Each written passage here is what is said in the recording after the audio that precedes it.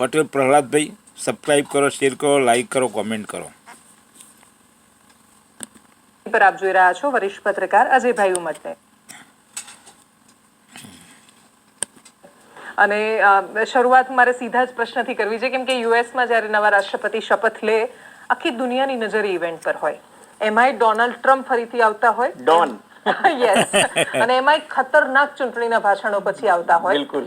પહેલું એમનું જે ભાષણ રાત્રે મેં જ્યારે સાંભળ્યું, તો I was very much clear કે અમેરિકન્સ બહુ જ ખુશ હશે, પણ બાકીના બધાએ ચિંતા કરવાની જરૂર છે, બહુ જ બધા દ્રષ્ટિકોણથી. તમે આખું આનું પહેલા એકવાર ઓવરઓલ તમારું એનાલિસિસ સમજીએ ડોનાલ્ડ ટ્રમ્પ માટે. જો એને જે પોતાના ચૂંટણી પ્રવચનોમાં જે વાત કીધી હતી ને, એ બધી જ વાતો એને ક્લિયર કટ રોડમેપ જે છે એ પોતાના પહેલા પ્રવચનમાં આપી દીધો. અમેરિકા ફર્સ્ટ, એટલે દુનિયા આખીનું જે થવાનું હોય તે થાય.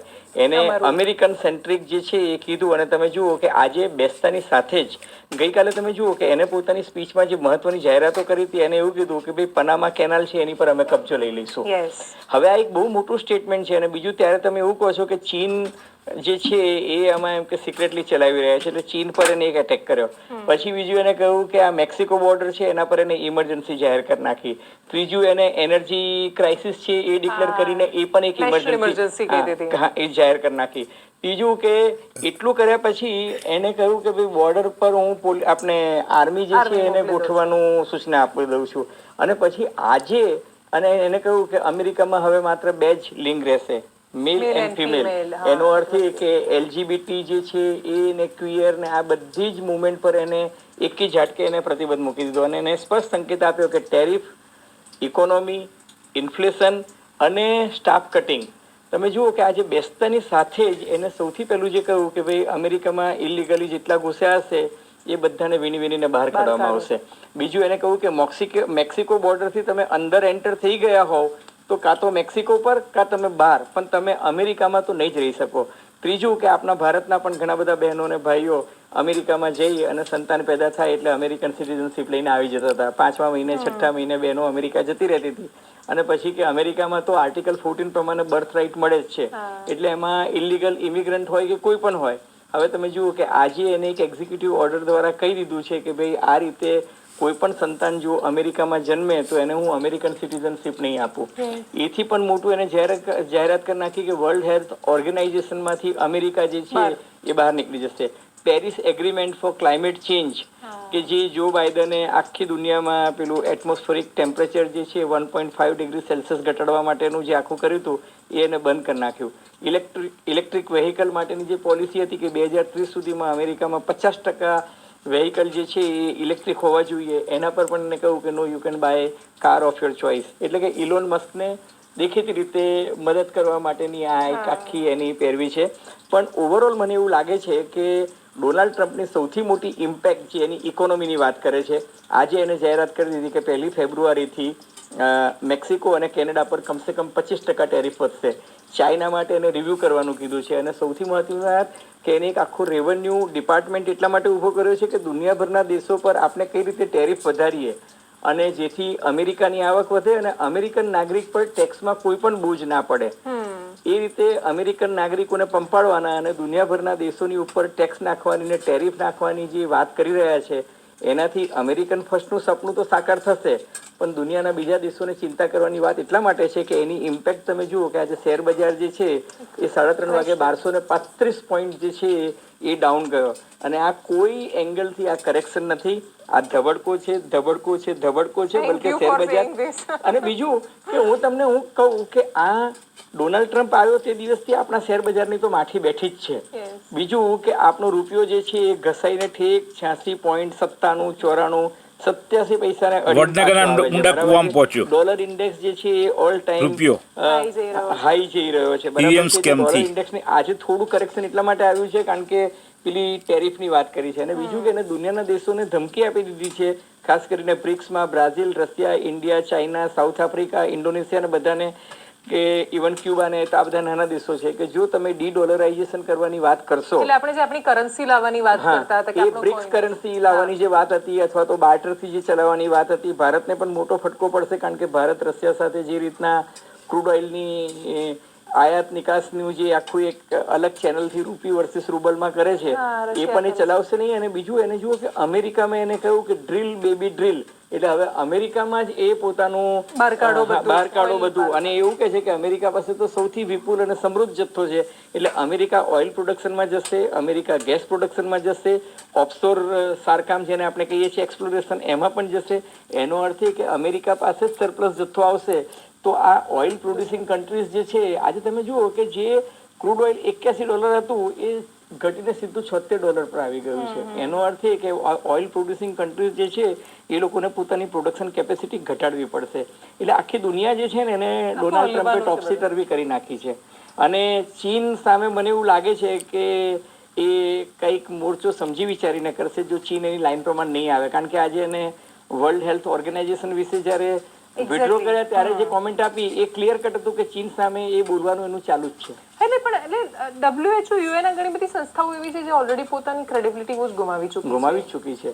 પણ આજે એને જે કીધું ને, હું તમને કહું ક્રેડિબિલિટી તો ઘણી બધી સંસ્થાઓએ ગુમાવી છે, પરંતુ આજે એને જે એવું કીધું કે ભાઈ વર્લ્ડ હેલ્થ ઓર્ગેનાઇઝેશને 2019માં ચાઇનીઝ વાયરસ, પછી એને કીધું કે વુહાન વાયરસ, બરાબર છે. હવે જનરલી આપણે કોરોનાને કોવિડ કહીએ કે કોરોના વાયરસ કહીએ છીએ, પણ એ ચાઇનીઝ વાયરસ કહે છે, એ વુહાન વાયરસ કહે છે. અને પછી એવું કહે છે કે $6.8 બિલિયન નું તમારું જે બજેટ છે એમાંથી 20% કોન્ટ્રીબ્યુશન અમેરિકાનું છે, તો આમાં અમેરિકાને શું ફાયદો થાય છે?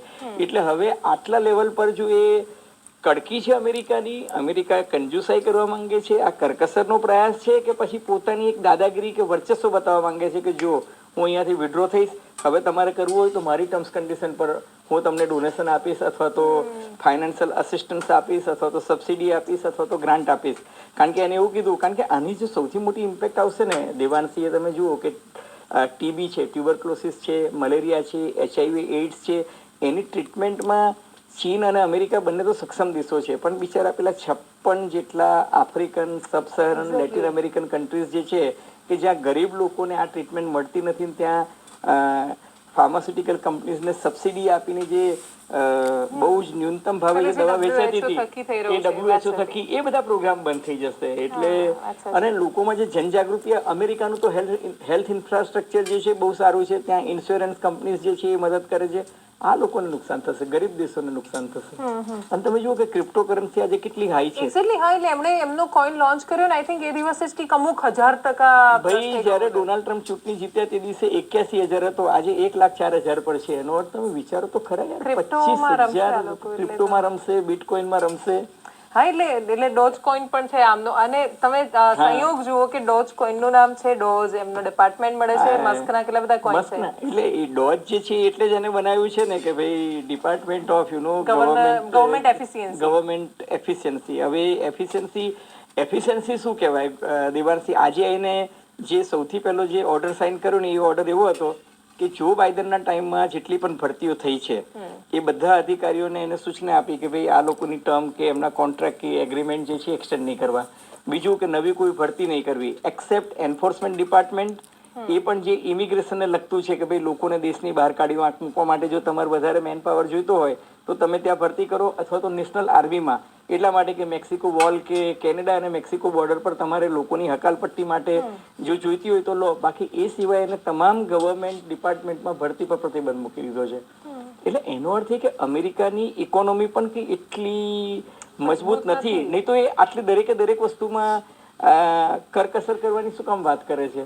કે ઇન્ફ્લેશન ઘટાડવાની વાત કરે છે, એ મોંઘવારી ઘટાડવાની વાત કરે છે, અને કેબિનેટના બધાને કહ્યું છે કે whatever power you have at your command, I want that કે મોંઘવારી ઘટવી જોઈએ, ભાવ વધારો કાબુમાં આવવો જોઈએ, ઇન્ફ્લેશન ઘટવું જોઈએ. એનો અર્થ એ કે એ જો કે બ્લેમ કરે છે જો બાઇડનને, એ કે બાઇડનના ટાઈમમાં કે ઓવર એક્સપેન્ડિચર શરૂઆત જ એનાથી કરી. એટલે પણ તમે જુઓ કે હું આખી સ્પીચ છે ને મેં એનો બહુ જ હું એ બોલતા હતો ત્યારે હું બહુ ધ્યાનથી સાંભળતો હતો, અને આઈ કુડ સી કે એનો રોડ મેપ ક્લિયર કટ દેખાઈ રહ્યો છે. He is very clear. આટલી ક્લેરિટી સાથે કોઈ પ્રેસિડેન્ટ, અને કોઈ પ્રેસિડેન્ટ નહીં, યુનાઇટેડ સ્ટેટ્સના પ્રેસિડેન્ટ જ્યારે વાત કરે છે 100%, ત્યારે મને આમાં એક એડિશનલ પ્રશ્ન છે સર, તમે આવો એના પહેલા, કે ચાઇનાને લઈને એમની પોલિસીમાં શું એ કન્ફ્યુઝન નથી કે એ ટિકટોકને આપી દે છે, શરૂઆત કરાવી દે છે? ના, એટલે તમે જુઓ કે એનો અર્થ એ કે એ બિઝનેસ ફ્રેન્ડલી છે. હા, એ બિઝનેસ ફ્રેન્ડલી છે, પણ ચાઇનાને માપમાં રહેવાનું કહે છે. તમે જુઓ કે એને વર્ચસ્વ અમારું બાપુ હા બાપુ તું નાના ભાઈ તરીકે રહે. તમે જુઓ સી જિનપિંગને એને ઇન્વાઇટ કર્યા, એને યુક્રેનના રાષ્ટ્રપતિને ઇન્વાઇટ કર્યા, એને ઇટાલીના રાષ્ટ્રપતિ. એનો અર્થ કે એને પોતાની ફોરેન પોલિસીની પ્રાયોરિટી છે એ નક્કી છે, અને એ છે ને પોતાના રોડમેપ પ્રમાણે જાય છે. એ દુનિયાના બીજા દેશો શું વિચારે છે, શું કહે છે, એનાથી એને કઈ પડી જ નથી. ઓકે, અને આપણે ક્યાં છીએ એમની ફોરેન પોલિસીમાં? પ્રાઇમા ફેસી શું દેખાઈ રહ્યું છે? જો આપણે છે ને it's very early to say, પણ છતાંય આપણે આપણા વિશે બહુ ઊંચા ખ્યાલો નહીં બનાવવા દેવાનથી. દુનિયાની ઇકોનોમીમાં અને અમેરિકાની પ્રાયોરિટીમાં આપણે એને અત્યારે નડતા પણ નથી, અને આપણે અત્યારે એને બહુ ગરજ પણ નથી.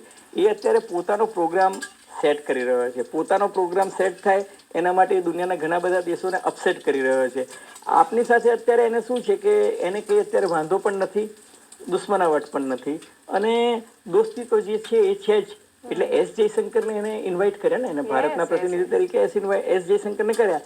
પણ પ્રાઇમ મિનિસ્ટર નરેન્દ્ર મોદી વિશે જ્યારે ભવિષ્યમાં કોલ લેવો હશે ત્યારે લેશે, 1 to 1 આવશે. કારણ કે વોલ સ્ટ્રીટ જર્નલનો રિપોર્ટ એવું કહે છે કે ડોનાલ્ડ ટ્રમ્પ જે છે એ ચીનની મુલાકાત લેશે અને પછી ભારત આવશે. અને વોલ સ્ટ્રીટ જર્નલના રિપોર્ટમાં મને લોજિકલી તથ્ય એટલા માટે દેખાય છે કે ક્વોડની મીટિંગ જે લાસ્ટ ટાઈમ અમેરિકામાં થઈ એ આ વખતે ઇન્ડિયામાં થવાની છે. એટલે એના માટે જો આવવાનું ડ્યુઝ હોય તો અત્યારે શું છે કે એની પ્રાયોરિટીઝમાં ઇન્ડિયા એટલું નથી. કારણ કે તમે જુઓ કે જે ટેરિફ વધારવાની પણ વાત કરી એમાં એ ઇન્ડિયા શબ્દનો ઉલ્લેખ એને નથી કર્યો. એનો અર્થ એ કે ઇન્ડિયા સાથે એ પહેલા બેક ટુ બેક પોતાની જે ચેનલ જે હોય છે, જે હંમેશા ડિપ્લોમેટિક રૂટમાં ડિપ્લોમેટિક અને ટ્રેક 2 અને ટ્રેક 3 ડિપ્લોમેસી પણ ચાલતી હોય છે. એટલે ટ્રેક 2 ડિપ્લોમેસીમાં શું થઈ શકે, ટ્રેક 3માં શું થઈ શકે, એ બધું વિચારે. એનું કારણ એ છે કે બ્રિક્સમાં ભારત જે છે ને એ બહુ મોટું બેલેન્સિંગ ફેક્ટર છે. ચીન અને રશિયા વચ્ચેની જે ધરી છે એમાં પણ ભારતનું બહુ મોટું કોન્ટ્રીબ્યુશન છે, અને ભારત બહુ મોટું માર્કેટ છે. એટલે ભારતને કોઈ ઇગ્નોર નહીં કરી શકે.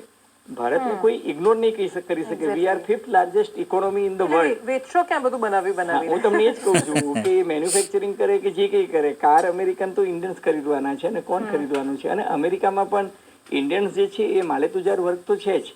એટલે ઇન્ડિયન જે છે એ અત્યારે એની પ્રાયોરિટીમાં નથી ને કે ભાઈ હું યોગ્ય સમયે નરેન્દ્ર મોદી સાથે વાત કરીશ. આપણે ક્યાં અત્યારે એ છે, ઉતાવળ પણ નથી ને કોઈ દુશ્મનાવટ પણ નથી. ભારત સાથેના જે મૈત્રીભર્યા સંબંધો છે એ છે જ, પણ અત્યારે હું એ મોરચો નથી ખોલવા માંગતો. એનો મોરચો જે છે એ ચીન તરફ છે, એનો મોરચો જે છે કેનેડા સામે છે, મેક્સિકો સામે છે. એ બધા એના પ્રાયોરિટી છે. અને બીજું કે એને તો બેસતાની સાથે પેલી ધાક જમાવવાની છે. ભારત પર ક્યાં ધાક જમાવવાની છે? ભારત સાથે તો સારા સંબંધો છે. આમાં મારા એક જે ડ્રીલ બેબી ડ્રીલ ને લઈને એ જ્યારે બોલ્યા અને એ કહી રહ્યા હતા કે ભાઈ ઇલેક્ટ્રિક જ હોવી જરૂરી નથી, તમે ઈચ્છો એ વેચી શકો છો, આપણી ધરતીની નીચે આટલું બધું સોનું ભરેલું છે તો આપણે એને બહાર લાવીશું.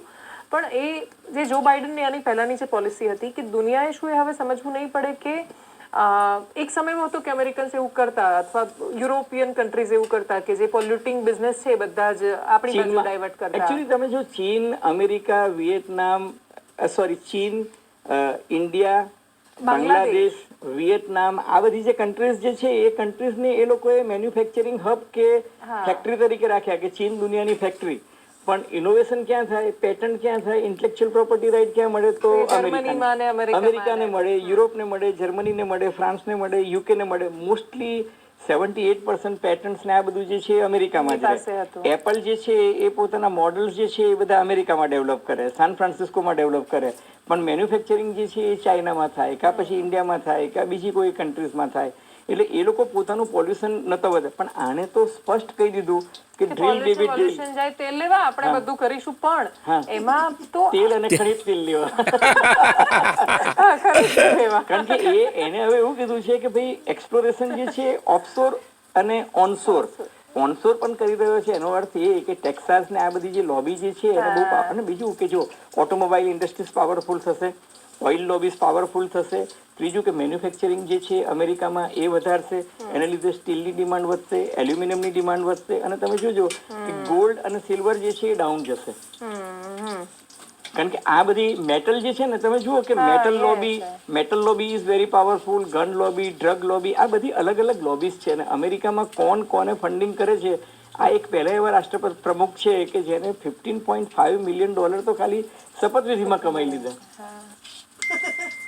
વિધિમાં આ બધી ટિકિટો વેચી દે. અચ્છા હા બધા મોટા મોટા ઉદ્યોગપતિઓ પણ જે ત્યાં જાય છે એ ટિકિટ ખરીદીને જાય છે. એ દિવસમાં 3 અલગ અલગ 5 સ્ટાર હોટલોમાં જઈ અને એક નાની સ્પીચ આપે છે ને દરેક ટેબલ પર જઈને બેસે છે. કોકની સાથે શેમ્પેન કરે ને કોકની સાથે આ કરે ને કોઈની સાથે ટોસ્ટ કરે.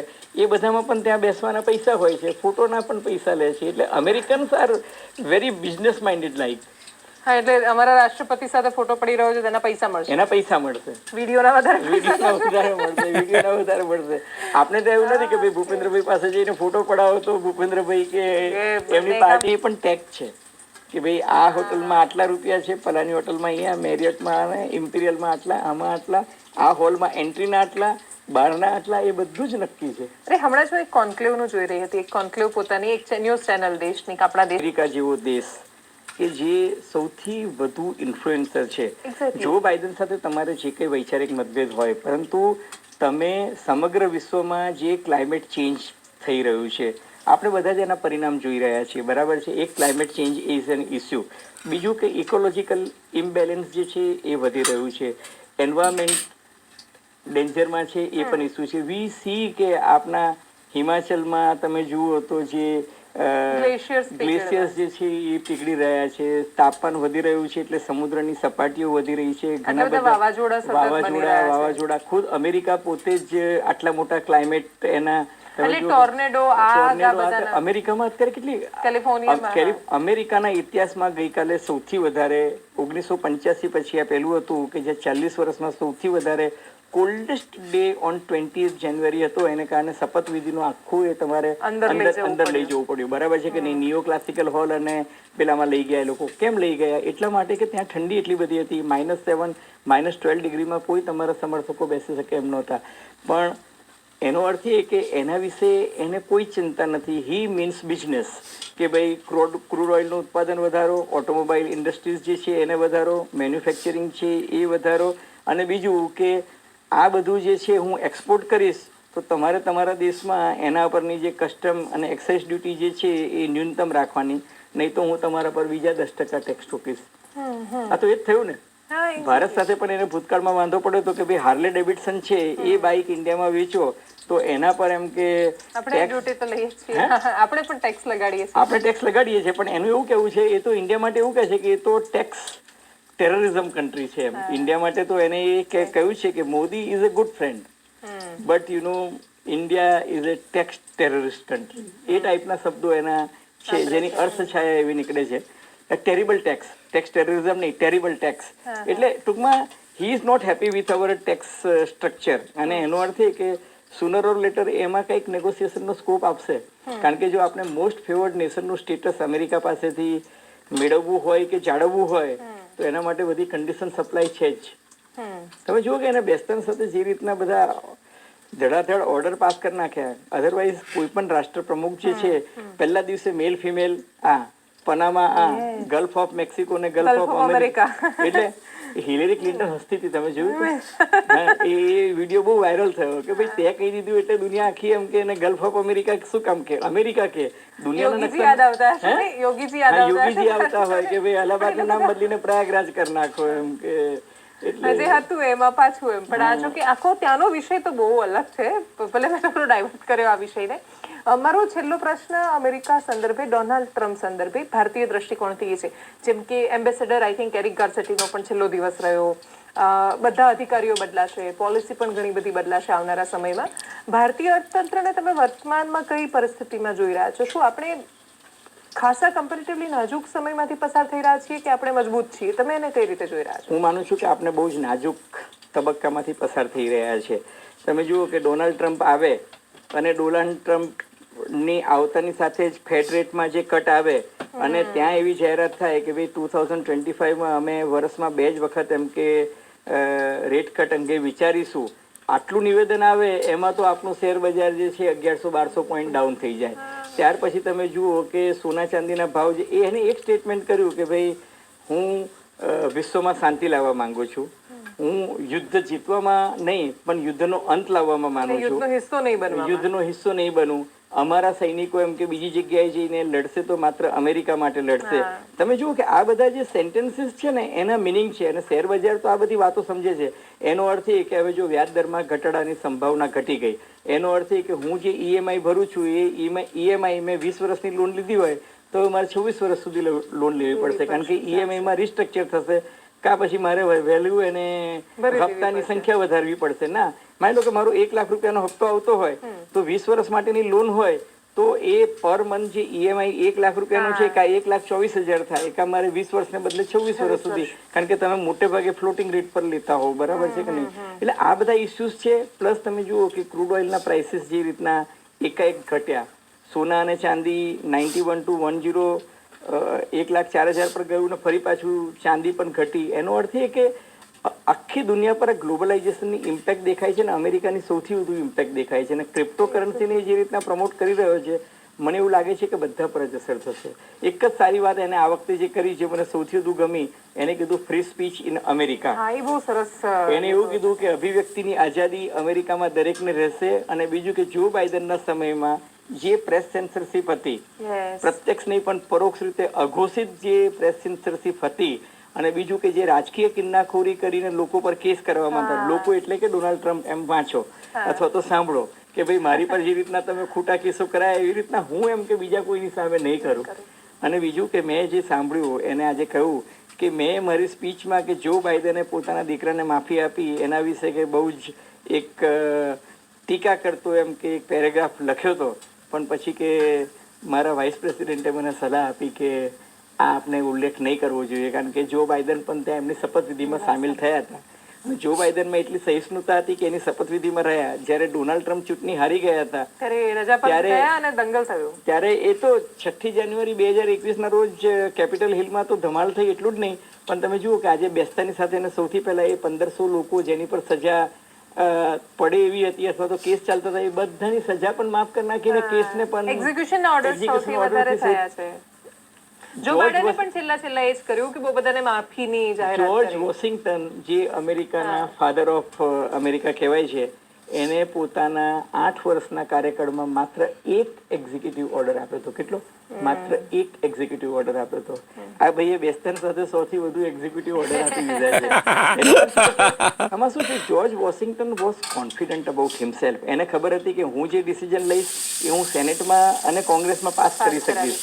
અત્યારે અમને સૌથી મોટી વીક એ છે કે ભાઈ આ ડિસિઝન સેનેટમાં કે કોંગ્રેસમાં પાસ થશે કે કેમ બહુમતી છે ને છે, પણ એ 60 નો જે ફિગર છે ને એમાં એવું છે કે આપણે જેમ વીપ ચાલે છે એમ ત્યાં વીપ નથી ચાલતા, અને ત્યાં પાવરફુલ લોબીઝ છે. એટલે ટિકટોક પર છે, માની લો કે તો ટિકટોક એને 75 દિવસ સુધી એક એક્ઝિક્યુટિવ ઓર્ડર થી રાહત આપી, but it has to be ratified in their parliament. એટલે એ છે ને બહુ સમજી વાપરી શકે ને, પણ ત્યાં I think president not beyond a point, દરેકમાં નહીં. એટલે તમે જુઓ કે આમાં એને સૌથી મોટી તકલીફ ક્યાં પડશે કે આ જે એને કહ્યું ને કે ભાઈ અમેરિકામાં જન્મે એ સંતાનને અમેરિકન સિટીઝનશીપ નહીં મળે, તો એમાં મને લાગે છે કે કદાચ એને પાછી પાની કરવી પડશે. કારણ કે આજે જ હું તમારે ત્યાં આવતો હતો ત્યારે મેં સાંભળ્યું કે મેં વાંચી એકચ્યુઅલી રીટ પિટિશન કે એને ચેલેન્જ કરી નાખ્યો છે. એ ઓર્ડર જેવો આવે એમને ખબર હતી કે આ આવો ઓર્ડર કરશે, એ ઓર્ડરને તરત ચેલેન્જ કર્યો છે. અને અમેરિકન બંધારણમાં આર્ટિકલ 14 જે એમેન્ડેડ છે એમાં સ્પષ્ટ સૂચના છે કે ભાઈ એમાં જે બાળક અમેરિકામાં જન્મે એને ઓટોમેટિકલી અમેરિકન સિટીઝનશીપ મળી જ જાય. એટલે એક્ઝિક્યુટિવ ઓર્ડરથી એ બંધારણીય સુધારો રદ ના થાય. એના માટે એને સેનેટ અને કોંગ્રેસમાં જવું પડશે. ત્યાં કદાચ એની જ પાર્ટી એનો વિરોધ કરે. દાખલા તરીકે H1B વિઝાનો એને કહ્યું હતું કે હું H1B વિઝાનો, પણ એલોન મસ્કે જ કીધું કે ના હું ના કરતા, તો એને તરત વિડ્રો કરી લીધું. જે બાળકોનો જન્મ, હમણાં જ એક ડોક્યુમેન્ટરી જોઈ રહી હતી, આઈ થિંક બીબીસીની ડોક્યુમેન્ટરી હતી, જેમાં એમણે એવા ઘણા બધા છોકરાઓને બતાવ્યા કે જે જન્મ્યા અમેરિકામાં, મોટા થયા ખાસા વર્ષો સુધી, પણ અમેરિકાની એ લિમિટ છે કે દર વર્ષે આટલા જ લોકોને એ સિટીઝનશીપ આપે છે. અને એટલે એ લોકો વિઝા પર ચાલતા ચાલતા આવે છે, અને હવે તો એમાં ખાસું ઓછું થઈ ગયું છે. બીજું એમાં કંઈક કેવું હોય છે કે નંબર પ્રમાણે મળે છે કે ભારતને આટલા જ મળે, એટલે હવે બહુ જ બધા ભારતીયો એપ્લાય કરે છે. પણ એમાં છે ને અલગ અલગ કેટેગરી છે. એક ઇમિગ્રેશન કેટેગરી છે, એક ગ્રીન કાર્ડની કેટેગરી છે, એક તમે અમુક કરોડ રૂપિયા આપીને તમે જે વાત કરો છો કે ગ્રીન કાર્ડની હશે કે એમાં લોટરી સિસ્ટમ પણ છે, એમાં કોટા સિસ્ટમ પણ છે. કોટા સિસ્ટમ H1B વિઝા તો માત્ર ને માત્ર મેરિટ પર જ મળે છે. જે એક વાત એને જે કીધી, એને કીધું કે ભાઈ I want A society which is colour blind એટલે રંગભેદની નીતિ નહીં હોવી જોઈએ. માત્ર ને માત્ર તમારી વ્યક્તિ પ્રતિભા પર તમને એમ કે we will decide on merit. On merit. yes, yes. જો એવું કરે તો એ બહુ સારી વાત છે. પણ એક તફાવત આટલું કહ્યા પછી એની જે અપોઇન્ટમેન્ટ છે ને, અપોઇન્ટમેન્ટ હું જોઉં છું તો પહેલી ટર્મમાં એણે પોતાના વિરોધીઓને પણ સારી પોઝિશન આપી હતી. આ વખતે એને બધા પોતાના લોયલિસ્ટ ભર્યા છે કે જે એની આઈડિયોલોજી સાથે સંમત હોય અને એ કે પ્રમાણે જ સુર વ્યક્ત કરે. એટલે આ વખતે બહુ રસપ્રદ છે ને, એમના પત્ની ભારતીય છે. પણ દેવાંશી આપણે બહુ ખુશ નહીં થઈ જવું જોઈએ કે કમલા એની દેવી પત્ની હેરિસ ભારતીય, કમલા હેરિસ જે હતા એ ભારતીય જ હતા, પણ એમને ભારતીય હોવાનો કોઈ પુરાવો ના નથી હતો. આપ્યો. હા, કે ભાઈ બલકે એ તો પોતાની જાતને બ્લેક, સાઉથ એશિયન એ રીતે ઓળખાવ્યા છે. હા, નેટિવ અમેરિકન એવી રીતના ઓળખાવતા હતા. એટલે એ લોકો ત્યાં જઈને પછી છે ને એમને થોડોક સંકોચ થાય છે કે અમે ભારતીય છે. અને મેં તો બ્રિટનમાં પણ જોયું છે કે મૂળ ભારતીય કુળના અને મૂળના લોકો એ ત્યાં મિનિસ્ટર બની જાય કે લોર્ડ બની જાય કે પ્રાઇમ મિનિસ્ટર બની જાય તો થોડુંક વધારે કોન્શિયસ થઈને પેલો ઓળખીતો પોલીસ વાળો 2 દંડા વધારે મારે ને એમાં આપણી સામે જ બધા નિયમો વધારે કરે છે. આપનો જ કોટા કાપે છે, કારણ કે એ લોકોને આપણી નીતિ રીતિને આ પણ ખબર હોય છે. એટલે બહુ એમાં ખુશ થવા કે પોરસાવા જેવું નથી કે વાઇસ પ્રેસિડેન્ટના વાઇફ ઇન્ડિયન છે. ઉષા નામ છે, I think. ઉષા વાન્સ. પણ એ છે ને, Usha Vance is okay, she is a good lady, પણ હવે એની ઇમ્પેક્ટ જે છે અમેરિકન પોલિસી મેકિંગમાં નહીં હોય. એ બાબતે તો એ વન મેન આર્મી જ છે. Donald Trump. હા, એ Donald Trump is real don. વાત સાચી. ડોન શબ્દનો અર્થ અહીં ઉમરાવ થાય છે કે જે હુ ઇઝ ડોનિંગ એ કેપ. પેલું અરે દીવાનો મુજે પહેચાનો વાળા ડોન ની વાત હું નથી કરતો. અને આપણે જે પેલા ખબર ઘણા બધા વિડીયોઝ વાયરલ થયા જેમાં અમારા સમાજના છે ડોનાલ્ડ ટ્રમ્પ એમ કરીને ઘણા બધા લોકોએ રિએક્શન્સ આપ્યા. બહુ જ બધા લોકોએ ટ્રમ્પ માટે યજ્ઞ અને હવન કર્યા. આપણે અતિશય ભાવનાઓમાં વહી જઈએ છીએ એવું લાગે છે. 100%. એટલે આપણે ત્યાં ડોનાલ્ડ ટ્રમ્પના પણ ભક્તો છે. હા, યસ. હા, એટલે જે ટ્રમ્પ માટે પોતાના પાડોશી સાથે ઝઘડો કરી શકે એટલા બધા passionate. જ્યારે ભાઈ આપણે શું આ બેગાની શાદી મેં અબ્દુલ્લા દીવાના જેવી વાત છે કે તમે શું કામ અહીંયા અમેરિકાના મુદ્દે ટ્રમ્પ વિશે કેમ આમ બોલ્યા હતી. એટલે એવા લોકો છે, પણ એ દરેક જગ્યા હોય ભાવાવેશમાં લોકો તણાઈ જતા હોય છે અને પછી ખબર પડે ત્યારે સબ કુછ લૂટા કે હોશ મેં આયે તો ક્યાં હુઆ એના ઈવીએમ સ્કેમ જેવું. ભારતીયો જેટલે લોકો માર્કેટમાં ઇન્વેસ્ટ કરે છે એ લોકોએ હવે જોઈ વિચારી સમજીને ઇન્વેસ્ટ કરવાનો આ સમય છે અને અપેક્ષા રાખીએ કે ભારતીય અર્થતંત્ર પણ પોતાની રીતે મુક્ત રીતે ખીલી શકે, મજબૂત રહી શકે. નમસ્કાર.